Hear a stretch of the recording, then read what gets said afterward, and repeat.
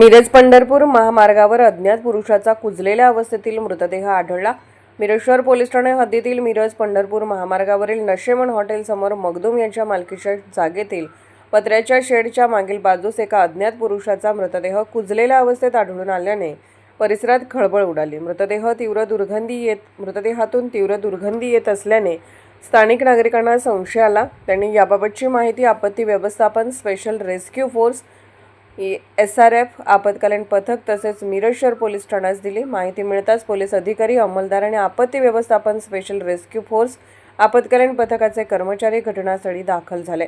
घटनेची माहिती समजताच परिसरात नागरिकांची मोठी गर्दी झाली होती। घटनास्थळी पाहणी करून पंचनामा करण्यात आला। मृत व्यक्तीची अद्याप ओळख पटलेली नसून त्याचे वय अंदाजे 30 ते 35 वर्ष असल्याचे सांगण्यात येत आहे। मृताच्या अंगावर लाल रंगाचा शर्ट फुलबाह्याचा आढळून आला। मृतदेहाची अवस्था कुजलेली असल्याने ओळख पटवण्याचे प्रयत्न सुरू आहेत।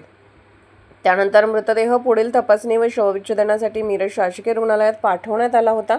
या कारवाईमध्ये जिल्हा आपत्ती व्यवस्थापन व स्पेशल रेस्क्यू फोर्स आपत्कालीन पथकाचे कैलास वडार, महेश गव्हाणे, सागर जाधव, राकेश शिंदे, महेश पाटील, आकाश घोलप, आसिफ मकानदार आदींनी सहभाग घेतला। या प्रकरणाचा पुढील तपास मिरज शहर पोलीस ठाणे करीत आहेत।